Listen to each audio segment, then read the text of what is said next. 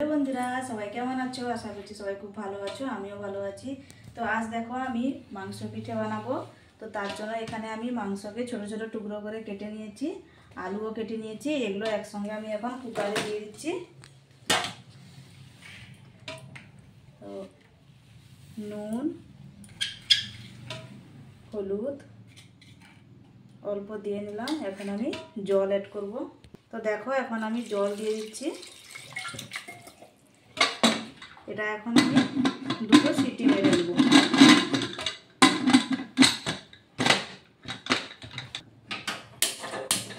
দেখো এখন আমি এটা বসিয়ে দিচ্ছি। এখন সিদ্ধ হবে, দুটো সিটি হবে, তারপরে আমি এটা নামাবো।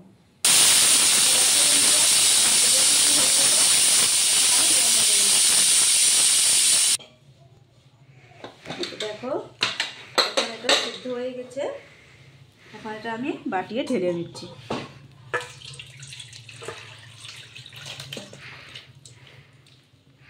এটা এখন ঠান্ডা হয়ে গেলে আমি এটা মিক্সড করব। তো দেখো এখন এটা আমি কুকার থেকে বের করে নিয়েছি, ঠান্ডা হয়ে গেছে। তো এটা এখন আমি মাখিয়ে নেব। আলু সিদ্ধটা একসঙ্গে মাখিয়ে করে দিয়ে দিয়েছি, আর এর উপরে আমি চালের গুঁড়ি দিয়ে দিচ্ছি।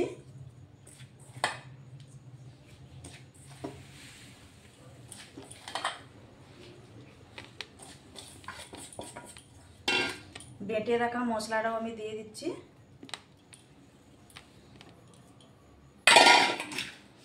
আর এখানে একটু আমি কাশ্মীরি লাল লঙ্কা গুঁড়া আমি দিয়ে দিচ্ছি, আর নুন দিয়ে দিচ্ছি,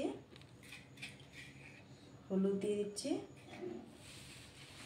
এখন আমি কুচানো ধনে পাতাগুলো উপরে দিয়ে দিচ্ছি। সবগুলো দিয়ে দিই নাকি?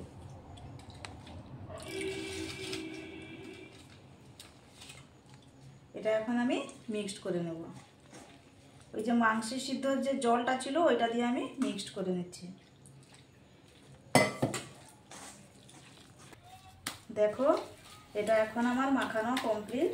সব কিছু দিয়ে এটা আমি মাখিয়ে নিয়েছি। তো দেখো বন্ধুরা, এখন আমি এগুলো শাল পাতাগুলোই বেঁধে নিচ্ছি।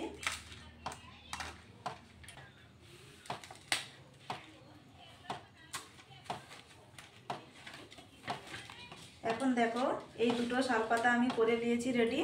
এখন তাওয়া বসাবো, তাওয়া গরম করে এইগুলো উপরে দিয়ে করে তারপরে পিঠাটা আমি উপরে দিব। তো দেখো এখন আমি শালপাতার উপরে তেল দিয়ে নিচ্ছি। তেল দিয়ে করে এরকম মাখিয়ে নিচ্ছি। এখন আমি এই মাখাটা এর উপরে দিয়ে দিব।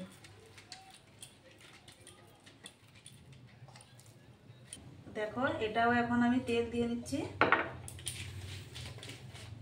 এটা এখন এর উপরে আমি দিয়ে দিচ্ছি। এই দেখো আমার তাওয়া এখন গরম হয়ে গেছে। এখন আমি এটা এরকম করে বসিয়ে দিচ্ছি। এটা এখন 5 থেকে 10 মিনিট আস্তে আস্তে হতে থাকবে। তো দেখো বন্ধুরা হয়ে গেছে। এটা এখন আমি উল্টে দিব। আরেক পাশটা হবে, এটাও 5 থেকে 7 মিনিট রাখতে হবে। তো দেখো বন্ধুরা এখন আমি থালায় নামিয়ে নেব। তো দেখো বন্ধুরা এটা আমি এখন উঠিয়ে নেব। তো দেখো কি সুন্দর হয়েছে। তো বন্ধুরা এখন এটা টেস্ট করে দেখা যাক কেমন হয়েছে।